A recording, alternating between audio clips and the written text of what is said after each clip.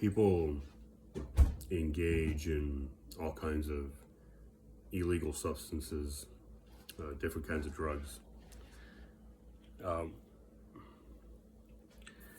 but the biggest kind of drug there is, and it's one that we all have in our back pocket, ready for use at any time.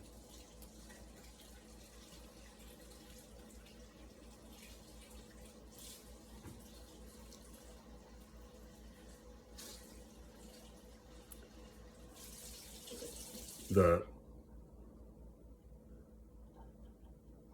the biggest drug there is delusion, and really any kind of substance that you engage in this life, be it as small as caffeine or whatever, is going to do that for you. You're going after the same goal. You're trying to push away reality, and however you try to do it, that's what you're going after, and we all do it.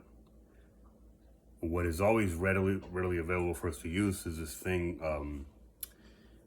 where we get into situations that we're not happy with. Maybe life hasn't gone the way you wanted, or your day hasn't gone the way you wanted, and it's got to do you it's got to do with your choices. It always does. That's non-negotiable. Some of us just struggle to understand that fact. Generally, when you accept accountability and you accept that you've gotten yourself where you've gotten in life, you do better. You avoid bad situations, and you get out of them once you get into them.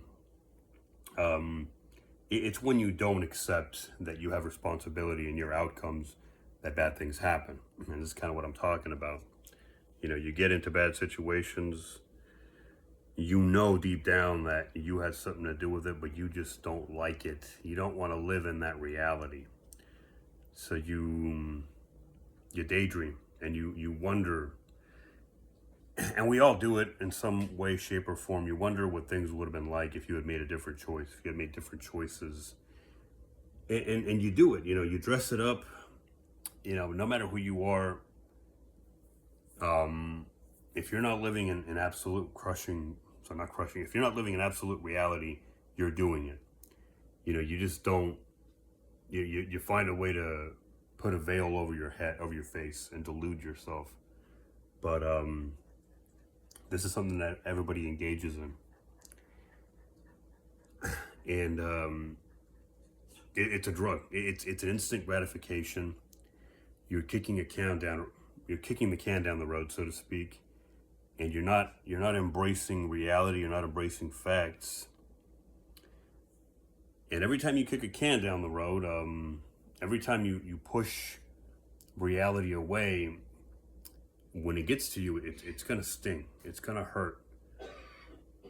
And the way we are, we don't just kick a can a couple feet down. We don't stop. It's human. It's human nature. It's compulsive. It's part of who we are. We just keep kicking. And when we're finally forced to face the facts, it's really gonna hurt. It isn't just gonna sting. It's gonna be a wallop. And let me tell you, a lot of people, they make an art form out of this, out of living an entire life in delusion, and they just keep doing it somehow. They never own up to things, never own up to reality, never want to accept facts. And the unfortunate thing is that when you're put into situations where you don't have a choice, somebody's going to have to go down. And if it's not you, you're going to bring somebody else down. You may not want to believe this about yourself, but you're going to have to hurt somebody in some way. You're going to have to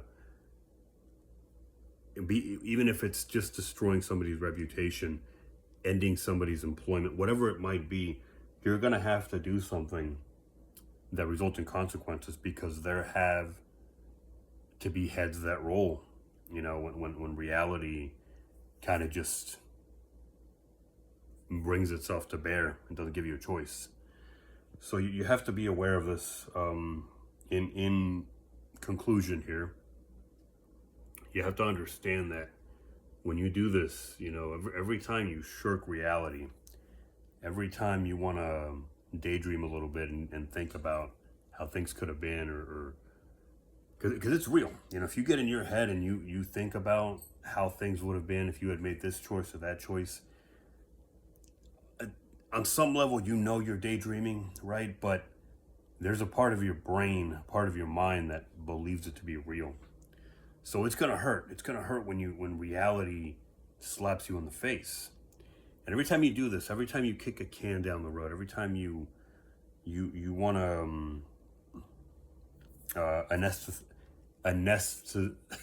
anesthetize yourself for a moment or indefinitely, right? Or until you black out, right? You want to have that drink that turns into too many. You want to put that needle in your arm. You want to not face the facts about reality. Anytime you want to do that, anytime you want to numb yourself to real life and to the real world, you may think it's harmless, right? That's a perfect example, right? You look at all these AA meetings where people finally have come to terms, at least for now, with the things they've done. A lot of those people didn't think that first drink they had that one time, or the first drink they had ever, was going to lead to something severe. But every time you anesthetize yourself, anytime you numb yourself to reality, don't think that it's a harmless push, a harmless kick of a can down the road where nobody's getting hurt. You have to understand that this little push may put you, this little grain of sand it may be tomorrow, it may be next week, right? Maybe 20 years.